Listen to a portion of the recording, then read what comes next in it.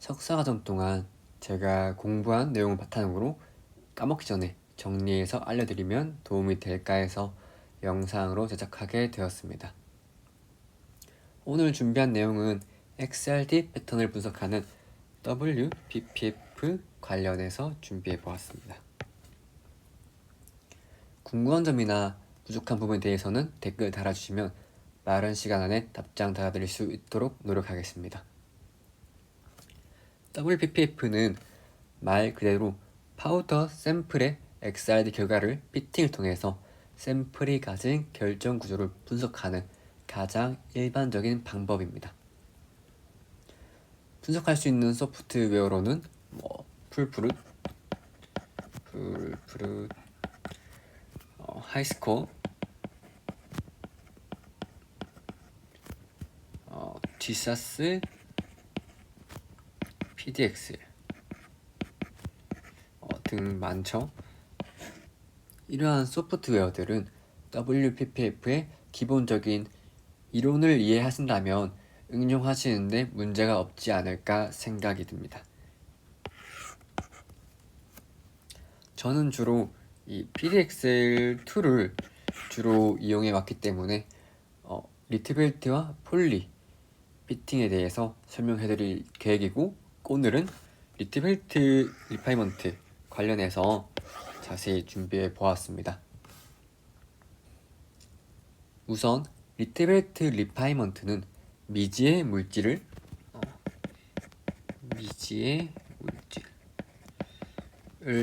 분석해서 정보를 얻는 방법이 아니라는 것을 말씀드리고 싶습니다. 리파이먼트, 즉 알고 있는 물질의 데이터를 정제하는 방법이 좀 더 정확한 설명이 아닐까 생각합니다. 구조를 알고 있는 물질의 X선을 쪼여주면 그림과 같은 해절 패턴을 얻게 됩니다.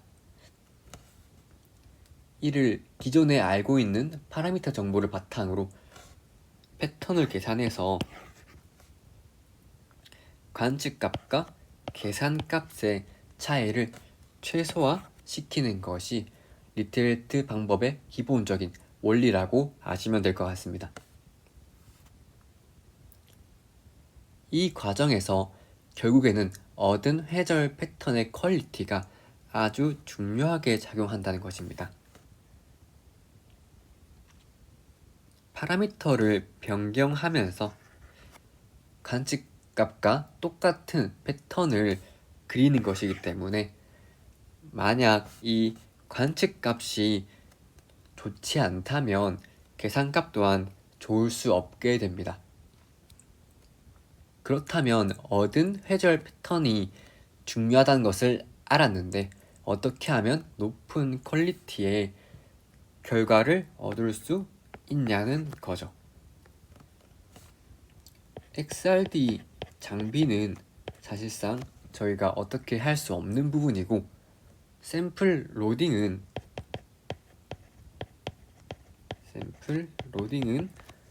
유저분들이 잘 하셔야겠지만 제가 이 두 가지 제외하고 말씀드릴 수 있는 거는 스캔 스피드를 천천히 찍으라는 겁니다. 스캔 스피드를 굉장히 빠르게 찍는 분들이 많은데 단순히 정성 분석을 하기 위해서 빠르게 찍는 거라면 딱히 문제가 없겠지만, 정확한 리트벨트 분석을 진행하고자 하는 것이라면 스캔 스피드를 분당 1에서 2 사이로 찍어줌으로써 좋은 퀄리티의 해절 패턴을 얻는 것이 매우 중요하게 됩니다. 기본적으로 XRD 해절 패턴에서 정보를 얻을 때 고각에서의 데이터가 중요하게 작용하는데, 이 고각으로 갈수록 피크의 강도는 점점 감소하게 됩니다. 이렇게 말이죠. 그렇기 때문에 스캔 스피드가 빠르다면 이 고각에서의 피크를 정확히 얻지 못할 수가 있게 됩니다. 마지막으로 리파이먼트를 진행하면서 많은 파라미터를 동시에 리파인할 경우 발산할 수가 있다는 겁니다. 왜냐면 컴퓨터는 오로지 이 관측값과 계산값의 차이를 최소화하는 데만 관심이 있기 때문입니다. 예를 들어서 이와 같은 피크가 관측되었을 때 가장 좋은 피팅은 이런 결과를 계산해내는 것이 가장 좋은 피팅일 것입니다. 하지만 잘못된 순서로 많은 파라미터를 동시에 리파인할 경우 이런 계산이 아니라 예를 들어서 원래 기존의 백그라운드를 일자로 그려야 한다면 조금 더 볼록하게 그릴 수도 있을 것이고 아니면 피크가 두 개가 아니라 하나의 피크를 억지로 끼워 맞추려고 할 것입니다.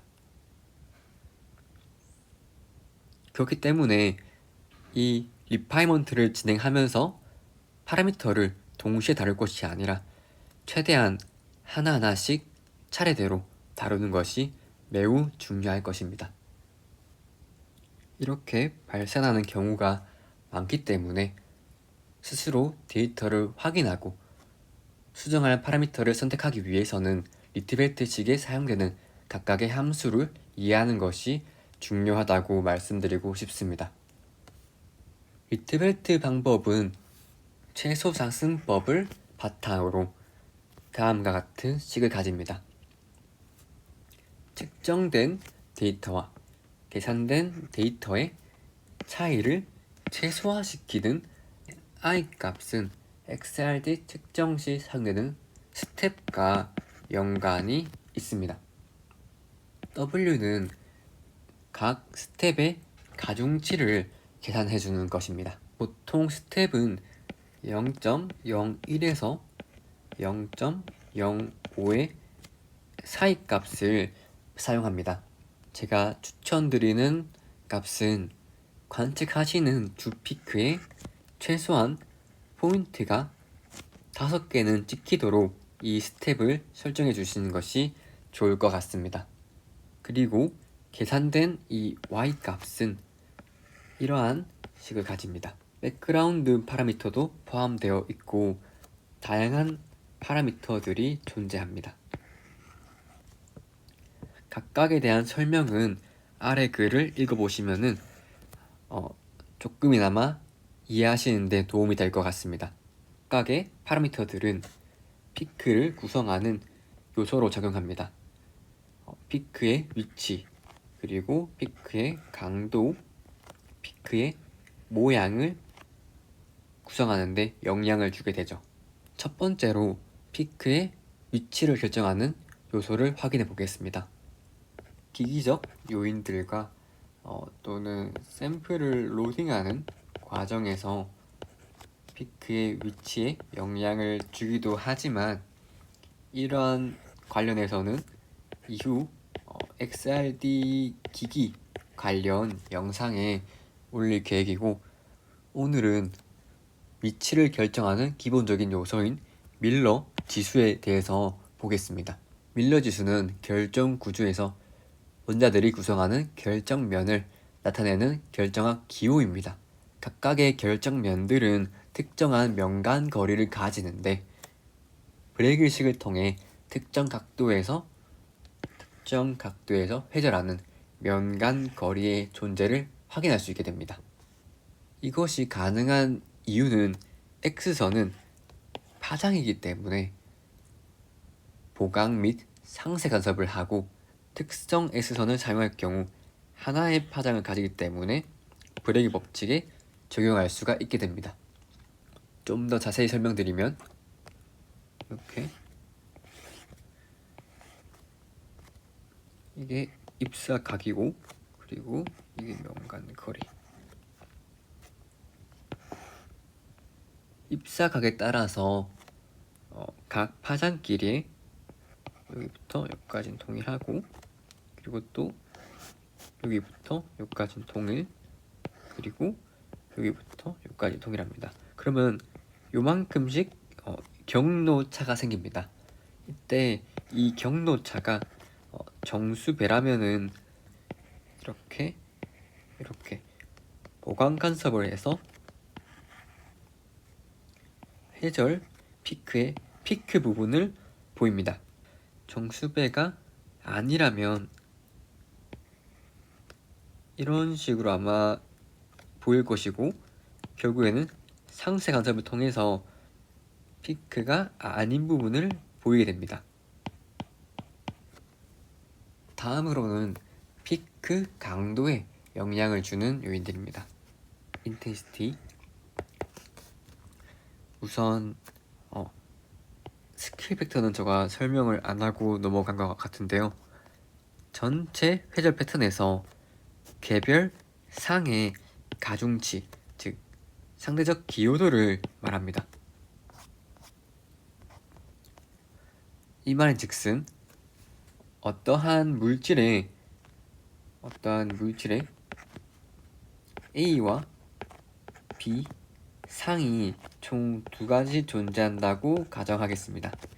이 물질의 XRD 데이터에는 이 두 가지 상이 모두 고려된 채로 피크가 나올 것입니다.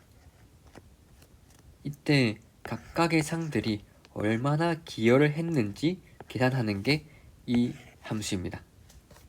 다음으로 피크 강도에 영향을 주는 M 값은 다중도를 의미합니다.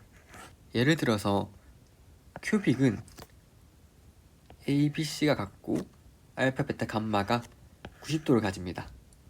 그렇기 때문에 001, 100, 010 이러한 면들이 모두 동일한 면 간 거리를 가집니다. 그 말은 즉슨 같은 각도에서 회절을 한다는 것입니다. 이러한 현상 때문에 이제 피크의 강도는 원래라면은 요만큼 나야 될 게 중첩으로 인해서 피크의 강도가 세지게 됩니다. 요거를 이제 고려하는 값이 M 값이고, 요거는 자동 계산되니까 크게 신경 안 쓰셔도 될 것 같습니다. 다음은 F, 구조인자입니다. 결정에 의해 산란된 빛의 진폭을 정량화한다고 되어 있는데, 좀 더 쉽게 설명드리면 원자로 인해서 산란하는 값을 보여준다고 하면 될 것 같습니다. 너무 줄였나요? 원자들이 특정한 결정면을 만들 겁니다.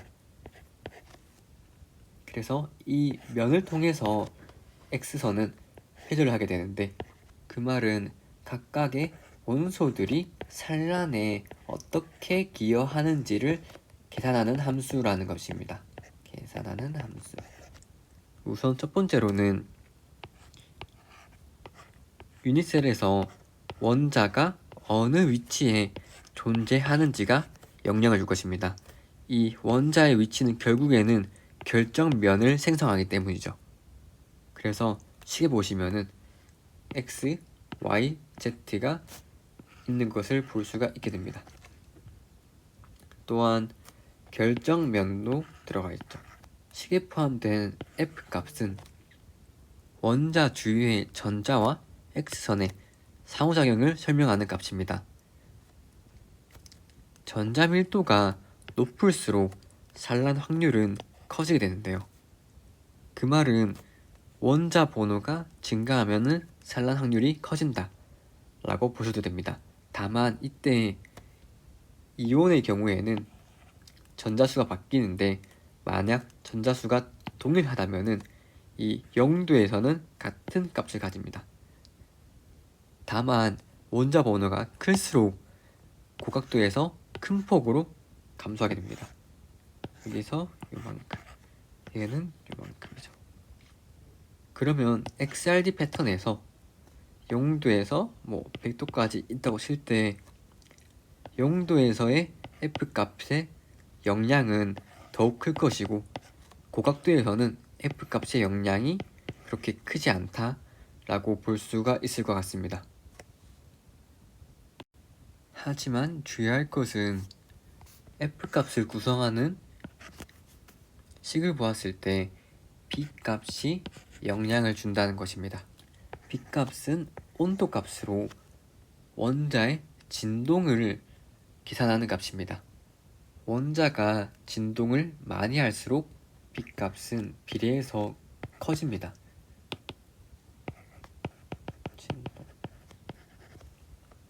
즉 진동을 많이 한다는 말은 원자가 특정 위치에 있을 확률이 감소한다는 것입니다. 이 말은 결국에는 X선의 산란 효율을 감소시킨다는 말과도 같습니다. 보통 B값은 0에서 1값을 가지는데요. 원소가 가벼울수록 진동하기는 쉬워집니다. 그래서 리튬과 같은 원소들은 1보다 큰 값을 가질 확률이 있다는 것입니다. 또한 B값이 XRD 패턴에 영향을 주는 걸 보았을 때 보통 B가 0일 때 이러한 강도를 보여주고 B가 1일 때 이러한 강도를 보여줍니다. B가 클수록 고각에서의 영향이 작아진단 말입니다. 이러한 원리를 기반으로 B값을 계산하기 위해서는 고각에서의 좋은 퀄리티의 데이터가 필요하게 됩니다. 고각에서 퀄리티 좋은 데이터가 필요합니다. 마지막으로 F에 포함되는 이 N값은 사이트 점유율입니다. 사이트의 특정 원자가 차지하는 비율을 말하죠. 이 값이 1이라면은 해당 위치에 해당 원자가 100% 차지한다고 보시면 됩니다. 1보다 작다면 일부 사이트가 비어있는 걸 말하죠. 이러한 사이트 점유율을 알게 되면은 하이니켈 양극재에서 보통 양이온 혼합이 많이 발생합니다. 리튬층에 니켈, 이가 이온이 혼합되는 현상을 말하죠. 이러한 경우도 이 사이트 점유율을 정확히 구한다면은 알 수 있게 됩니다. 다만 이 N값을 정확히 구하기 위해서는 이 식에 포함되는 나머지 F와 X, Y, Z를 정확하게 구하는 것이 매우 중요합니다. 그래서 더욱더 고각에서의 퀄리티를 높여서 B값을 정확히 구하는 게 중요하죠. 다음은 L값인 로렌츠와 폴라리제이션이 포함된 함수입니다. 식에서 보면은 이렇게 이러한 것이고요. 그리고 얘는 위에가 로렌츠 벡터는 회절되는 평면과 다른 평면에서 영향을 주는 요인이라고 합니다. 제가 이해한 거로는 만약에 예를 들어서 명간거리 4옹스트롬을 가지는 결정면이 있다고 치겠습니다. 이때 알파라는 입사각에서 보강 간섭을 하게 됩니다. 그런데 조금 명간거리가 작은 3.99 옹스트롬을 가진 명간거리 또한 이때 HKL은 다른 값이라고 가정하겠습니다.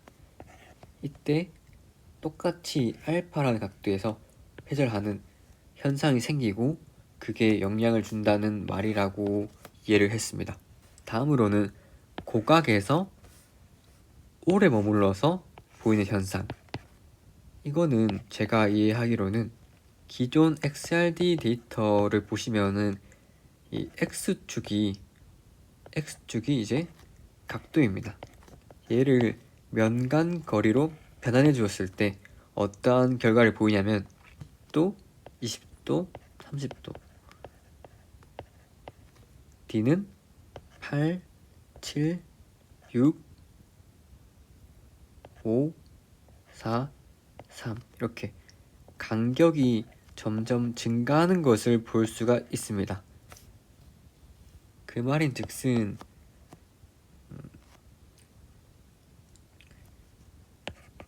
저각에서는 이러한 간격이 되게 촘촘하기 때문에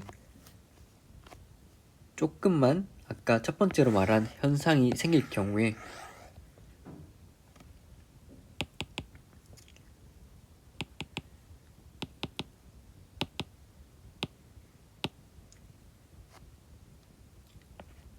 저각에서는 이 간격이 촘촘하기 때문에 다른 평면에서 영향을 주더라도 피크의 넓이에는 그렇게 영향을 주지 않을 겁니다. 그래서 피크가 브로드해지지 않을 겁니다. 그 말은 인텐시티가 제대로 보일 것입니다. 다만 고각에서는 이런 간격이 넓기 때문에 회절되는 데이터가 브로드하게 보이는 현상을 볼 수가 있습니다. 그 말인즉슨 이 인텐시티는 브로드해짐으로써 감소하는 경향을 보일 것입니다. 이외에도 다양한 기계적 요인이 존재하는데요. 이런 것들은 보통 저희가 사용하는 X선이 이렇게 일직선으로 다 들어오면 좋겠지만 사실 약간은 이런 식으로 사용하는 슬릿을 무시할 수 있는 각도로 들어오는 경우가 생깁니다. 그럴 경우에는 다른 각도에서 샘플의 회절을 유도하고 이 검출기에 뭔가 다른 영향을 주게 될 것입니다. 다음 요인인 이 원자에 의한 빛의 산란이 X선을 평강시킬 때 말합니다. 얘는 말 그대로 제가 이해한 거로는 빛이 산란되어 나갈 때 약간의 꺾인 빛도 주변의 원소들이 방해해서 평강을 시킴으로써 뭔가 검출기에 도달시키는 강제로 그렇게 해서 인텐시티에 크거나 작게 영향을 주는 요인이라고 생각이 됩니다.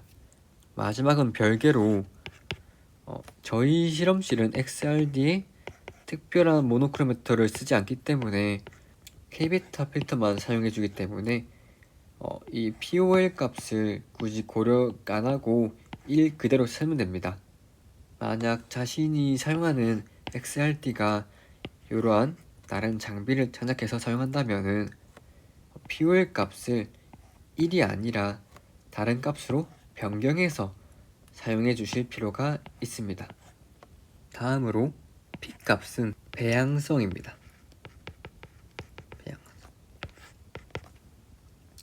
배양성은 크게 두 가지 경우가 만들게 되는데요. 우선 기본적인 XRD 피크는 기여하는 동일한 수의 결정이 있다고 가정하고 이루어지는 것입니다. 각각의 결정면들이 나열되는 게 뭔가 동일한 개수로 이러한 방향으로 5개, 이런 방향으로 5개, 이러한 방향으로 5개, 동일한 개수로 존재한다고 계산하고 피크를 만든다는 거죠. 다만 실제로는 이 결정의 방향이 동일하지 않고 무작위이기 때문에 사실상 기여하는 정도가 각각 다르게 됩니다. 그래서 이러한 요인들을 고려하는 게 핏값의 또 다른 역할이라고 보시면 될 것 같습니다. 또 다른 것은 사용하는 물질의 결정 형태가 만드는 배양성입니다. 만약 하이니켄 양극재와 같이 구형의 형태를 가진다면 특정한 배양성은 생기지 않게 됩니다. 무작위로 인한 조금의 배양성은 생기지만 결정 모양으로 인한 배양성은 생기지 않는다는 거죠.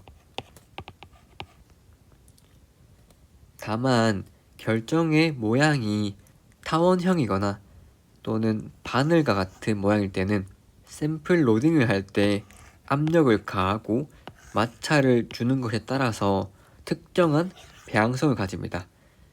이러한 배양성은 결국에는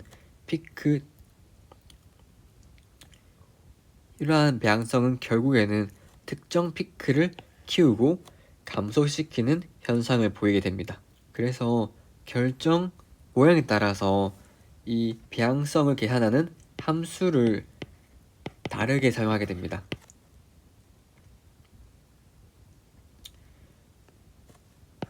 PDXL 같은 경우에는 크게 두 가지를 사용하는데, 한 가지는 이러한 바늘과 같은 형태를 했을 때, 또 한 가지는 이 구형과 같은 형태를 했을 때 쓴다고 알고 있습니다.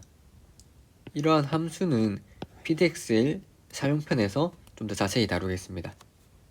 마지막으로 피크 강도에 영향을 주는 A와 E를 보겠습니다. 우선 이 두 가지 보정은 거의 사용하지 않는다 라고 생각하시면 될 것 같습니다. A는 물질의 X선 투과 및 흡수를 설명합니다. 간단히 자신의 물질이 X선을 투과시키거나 흡수하지 않는다면은 피팅할 필요가 없다. 다음은 이 값인데요. 얘는 가볍게 말해서 결정 크기가 너무 클 때 10마이크로 보다 클 때 영향을 주는 요소입니다. 10마이크로보다 작다면은 계산할 필요가 없다라는 것입니다. 왜 그러냐? 예시를 하나 들면은 결정이 이렇게 큰 물질이 있고 결정이 작은 물질이 존재합니다. 이렇게 말이죠. 결정이 너무 큰 경우에는 다음 결정으로 투과하기에는 X선에 힘이 너무 약해서 다양한 경우를 못 보는 경우가 생깁니다. 만약 결정이 작다면은 쉽게 다음 결정으로 넘어가서 다양한 경우를 볼 수가 있게 되겠죠. 그렇기 때문에 결정을 곱게 갈아준다면은 충분히 개선 가능한 값이란 것입니다. 5에서 10분 정도 열심히 몰타로 갈아주신다면은 좋은 결과를 볼 수 있을 것이라 생각합니다. 즉 A랑 이 값을 바꾸자고 한다면은 이 바뀐 값이 물리적으로 어떤 의미를 가지는지 항상 확인하시면서 피팅을 하셔야 됩니다. 다음으로 피크 쉐입 관련해서도 알아보겠습니다. 피크 쉐입도 마찬가지로 샘플과 기기적 요인이 결합돼서 존재하게 됩니다. 우선 알고 가셔야 될 게, 검출되는 피크의 경우 X선은 브레이크 법칙을 따르기 때문에 특정 각도에서 일자로 관측되어야 됩니다. 다만 실제로는 이 모양이 아니라 이렇게 나오게 되죠. 면적을 가지고요. 그래서 이때 Y2 값이 이 피크의 넓이랑 동일하다고 보시면 됩니다. 즉 해저 피크의 전체 면적은 단일 지점에서 발생했다고 예측했을 때의 값이다 라는 것입니다. 그러면 어떤 요인들이 이렇게 피크를 브로드하게 만드냐는 거죠. 샘플은 이러한 질량 흡수 개수, 두께, 결정 사이즈, 미세 변형, 결함들이 존재합니다. 변형은 조금 더 자세히 설명드리면, 같은 면을 가진 층간 거리더라도 미세하게 이 층간 거리가 이렇게 굴곡이 존재하는 경우가 생깁니다. 굴곡이 존재하는 경우가 이렇게 생깁니다. 근데 요 면과 요 면도 같은 003 면이고 이것도 조금 차이일 뿐이지 003 면이기 때문에 X선 쾌절시 미세한 차이가 생기게 되고 피크를 브로드하게 만드는 원인 중에 하나가 됩니다.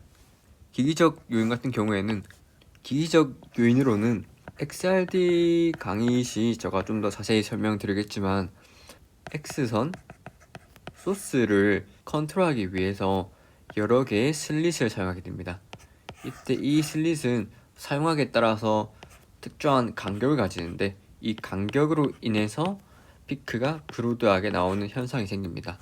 조금 더 자세한 것은 XRD 편에서 다루도록 하겠습니다. 피크 쉐입을 이제 구성하기 위해서 사용하는 함수들은 사실 되게 다양한데요.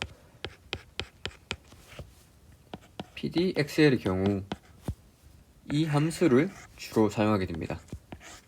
그래서 만약 자기가 다른 소프트웨어를 사용함으로써 다른 함수를 써야 한다면 그때는 이제 소프트웨어의 각각의 소프트웨어에 보시면 헬프 옵션에서 함수에 대한 설명들을 쉽게 볼 수가 있습니다. 그래서 이러한 설명을 참고하시는 게 좋을 것 같습니다. PDXL2에서 사용하는 이 함수에 대해서 조금 설명해 드리겠습니다. 이 함수는 이러한 구성 요소로 이루어집니다. 먼저 H를 먼저 보겠습니다. H는 반값폭으로 피크의 강도의 절반이 되는 지점의 넓이를 말합니다. 이 넓이는 U, V, W를 통해서 계산이 가능합니다. 이때 U와 W는 양수를 가집니다. 양수. 그리고 V는 음수를 가지죠. 보통 분해는 이 좋은 XRD를 사용할 경우 U, V, W는 0에 수렴합니다. 그만큼 장비에 대한 피크의 브로드함을 설명해 주는 값이기도 합니다. 이때 U와 W는 그래도 샘플에 대한 정보를 좀 담고 있는 값이기도 합니다. 다음으로 A 값은 비대칭과 관련된 값입니다. 저각도에서 이런 비대칭 현상이 많이 생기는데요. 기존에 각도로 표기된 이 X축을 면광거리로 변화해주게 되면은 이렇게 표기되던 X축이 면광거리로 표기할 경우 저각도에서 되게 촘촘한 간격을 보입니다. 그리고 고각에서는 넓어지죠. 이러한 결과로 인해서 저각도에서 좌우 피크의 대칭이 잘 안 맞게 됩니다. 피크에서 왼쪽 부분 쪽 이렇게 길게 꼬리가 생기고 이때 이 A 값을 바꿔주시면 쉽게 리파인이 가능합니다. 마지막으로 이 값은 가우시안 함수와 로렌츠 함수의 가중치를 정하는 값입니다. 피크가 존재할 때 가우시안은 좀 더 이 윗부분을 잘 만들어주는 함수고 로렌츠안은 피크의 아랫부분을 컨트롤하는 요소라고 생각하시면 될 것 같습니다. 그래서 지금 PDXL에서 사용하는 함수의 경우에는 이 로우 앵글과 하이 앵글을 두 개 구분 지어 놨습니다.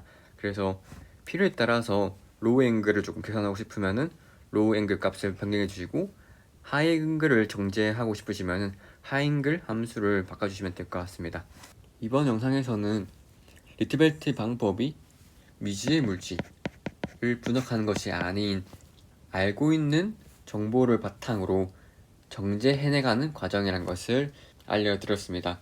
그렇게 물질에 대한 다양한 정보들을 미리 알고 분석할 필요가 있고 이러한 내용을 식을 통해 설명하면 좀 더 쉽게 이해할 수 있지 않을까 라는 생각에 준비해 보았습니다.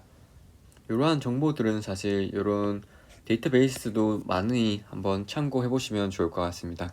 다음 영상을 준비하기 전 짧게나마 도움이 됐으면 해서 준비해 본 페이지인데요. 사실 리트벨트 방법은 사용하시는 샘플에 따라서 조건을 바꿔줘야 되기도 하고 순서도 달라야 될 필요도 있겠지만 웬만하면은 아래에 적힌 순서대로 진행하시면은 크게 문제는 없을 거라는 생각은 들긴 합니다. 자세한 설명은 다음 영상에서 다루도록 하겠습니다. 그러면은 참고한 사이트는 요 사이트들이고요. 더 알고 싶으시면은 방문해 보시는 것도 좋을 것 같습니다. 다음 영상에서 뵙겠습니다. 감사합니다.